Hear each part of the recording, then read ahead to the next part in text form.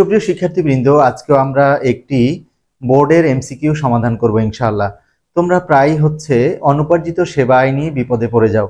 আজকে আমরা রাজশাহী বোর্ড 2019 অর্থাৎ রাজশাহী বোর্ড 2019-এ আসা একটি এমসিকিউ সমাধান করব। প্রিয় শিক্ষার্থীরা খেয়াল করো, আমরা একটু কোশ্চেনটা পড়ি। অনুপার্জিত সেবা আয়ের পরিমাণ 50,000 টাকা, উহার 5-এর 2 অংশ উপার্জিত হলে, অর্থাৎ এই যে অনুপার্জিত সেবা আয় তার 5-এর 2 অংশ উপার্জিত হয়েছে, হিসাবকাল শেষে চলতি দায়ের পরিমাণ কত হবে? 4টি অপশন দেয়া আছে আমাদের। কতে 20,000 টাকা, খতে 30,000 টাকা, গতে 40,000 টাকা, ঘতে 50,000 টাকা। প্রিয় শিক্ষার্থীরা, এই অনুপার্জিত সেবা আয় এটা কি, এটা আমাদের প্রথমে জানা রাখা প্রয়োজন। অনুপার্জিত সেবা আয় হচ্ছে অগ্রিম সেবা আয়, অনার্জিত সেবা আয়, ইংলিশে হচ্ছে আনআর্ন রেভিনিউ। প্রিয় শিক্ষার্থীরা, সেবা দেওয়ার পূর্বেই সেবা দেওয়ার জন্য অ্যাডভান্স যা পাওয়া যায় এটাকে অনুপার্জিত সেবা আয় বলে।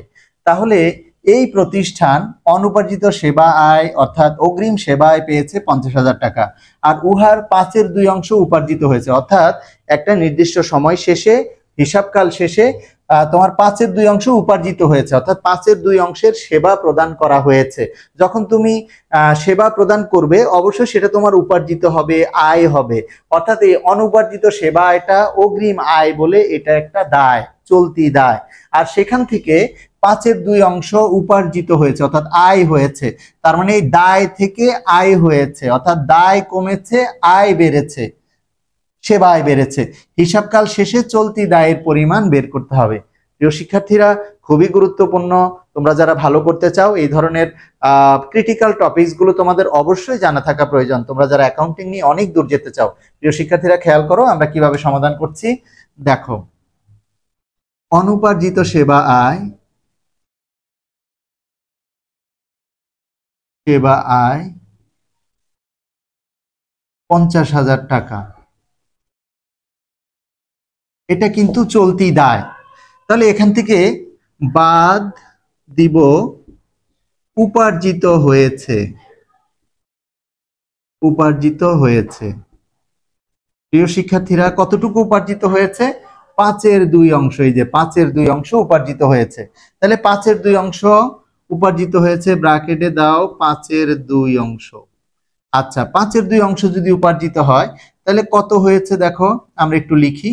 উপার্জিত হয়েছে এই 50,000-এর 5-এর 2, অর্থাৎ আমরা যদি 5 দিয়ে 50,000-কে ভাগ করি, 5 10-এ 50, আবার 2 দিয়ে যদি গুণ করি তাহলে 10 দুগুণে 20, অর্থাৎ 50,000-কে 5 দিয়ে ভাগ, 2 দিয়ে গুণ। তুমি ক্যালকুলেটরও করতে পারো, এটা ইজি ক্যালকুলেশন, এই জন্য আমি মুখে মুখে করলাম। 50,000-কে 5 দিয়ে ভাগ করলে 5 10-এ 50, 10,000, 2 দিয়ে গুণ করলে 10 দুগুণে 20,000, অর্থাৎ 20,000 পেয়ে গেলাম, 20,000 টাকা।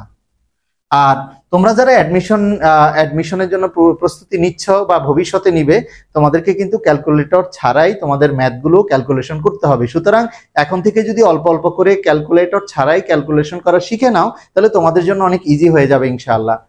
খেয়াল করো, 50,000 থেকে 20,000 যদি আমরা বাদ দেই তাহলে 30,000 টাকা। এই 30,000 টাকা অনুপার্জিত থেকে উপার্জিত বাদ দিলে বাকি অনুপার্জিত রয়ে গেছে, অর্থাৎ বছর শেষে অনুপার্জিত, অনুপার্জিত সেবা আয় হচ্ছে 30,000 টাকা। তাহলে এই অনুপার্জিত সেবা আয়টাই হচ্ছে চলতি দায়, বছর শেষে চলতি দায়। আমাদের চেয়েছে হিসাবকাল শেষে চলতি দায়ের পরিমাণ কত।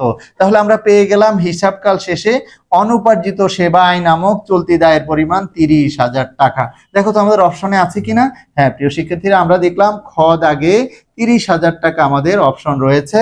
আশা করছি তোমরা সকলে বুঝতে পেরেছো।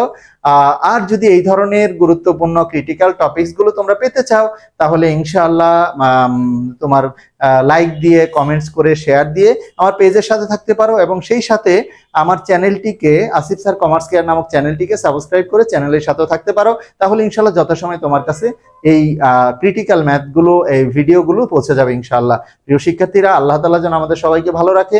পরবর্তীতে আবার কোনো জটিল এবং তোমাদের জন্য প্রয়োজনীয় ক্লাস নিয়ে আবার যেন হাজির হতে পারি, সেই দোয়ায় আজকের মতো বিদায়। আল্লাহ হাফেজ।